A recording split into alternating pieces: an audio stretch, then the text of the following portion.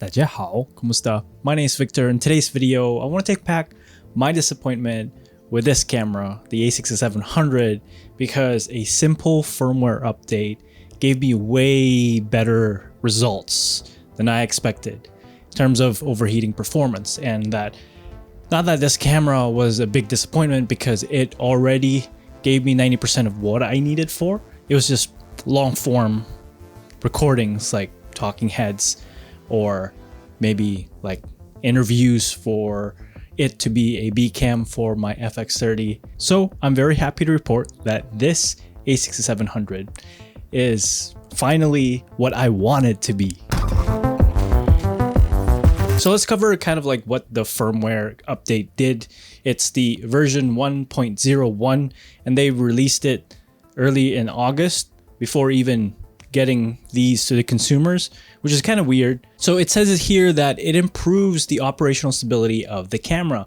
Well, that could mean a lot of things and that's super vague. But to me, I feel like it just solidifies the system, the software of the camera so that everything's functioning properly, and that it just makes the overheating last longer. It makes the software more efficient. Updating the camera is actually super easy. All you have to do is download the DAT file, put that in your SD card, and then do the update through your settings in your camera.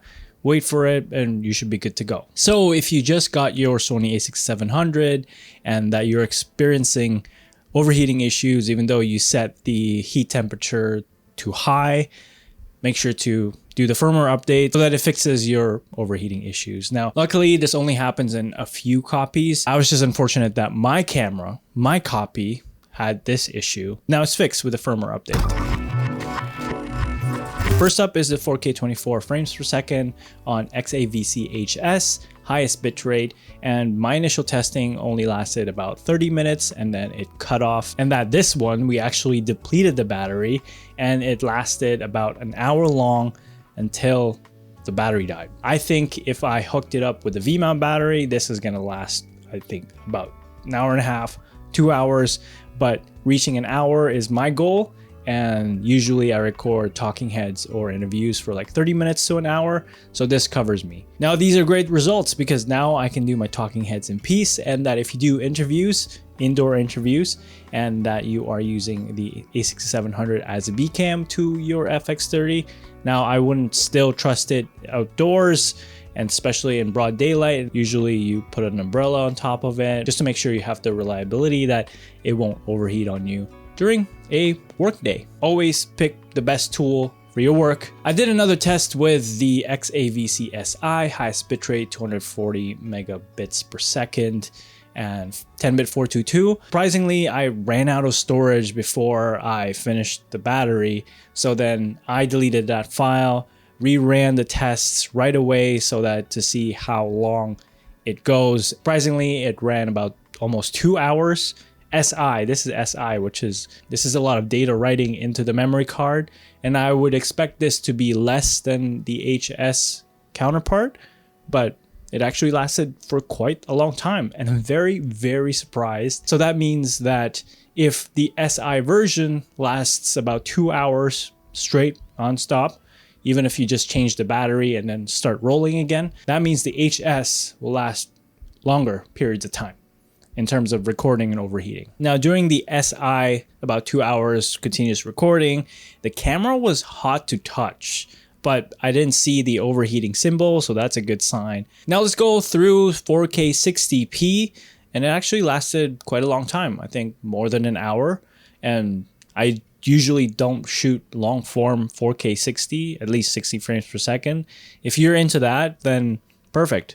The camera will last that long for you to record your talking head videos. Given that the 4K 60p lasts a very long time, that means that the 4K 30 also does really well in terms of long form recordings. Now next up is 4K 120. Now this is when it overheated at 15 minutes, and that's completely fine because my initial test, it only lasted about 7 to 9 minutes, and that's completely fine. No one's gonna record that long for 4K 120.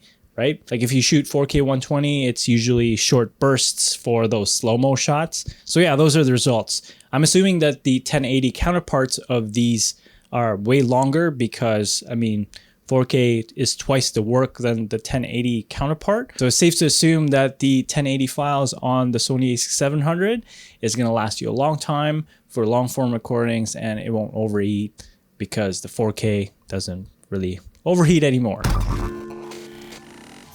So I took this little setup right here to Korea. I spent a week there and captured lots of great content.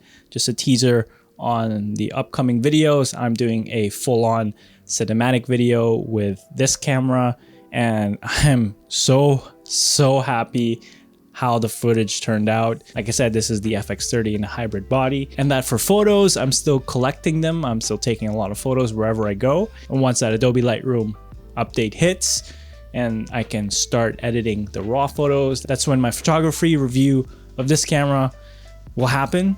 So stay tuned. And last but definitely not the least, the low light performance of this camera is mind-blowing. I mean, ISO 2500 is the second base ISO of this camera on S-Log3, so you can get a lot of light in, especially if the ambient lighting at night is enough.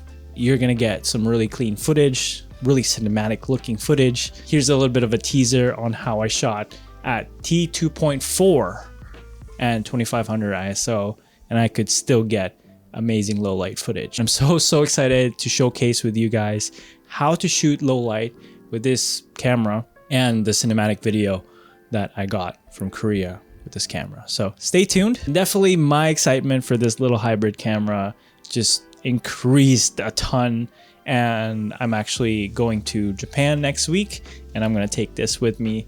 Hopefully gonna take a lot of photos, take a lot of videos, hopefully some cinematic footage. And I'm loving this even more that I might not even get the Sony A7C II. It's gonna come out next week. I think they're gonna announce it on August 29th, but who knows? I love cameras. I'll probably still buy the A7C II because it's the A7 IV in this tiny little body. According to the leaks.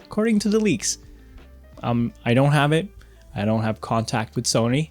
Hopefully one day, but so far I'm just with you guys waiting for the announcements. More videos about this camera to come. And as usual, I'm giving away my Sunset Film Light Pack, and all you have to do to win is comment down below what lens should I review with the Sony A6700. Love to know. If you want to check out my other videos, click on this video right here, and I'll see you guys in the next one.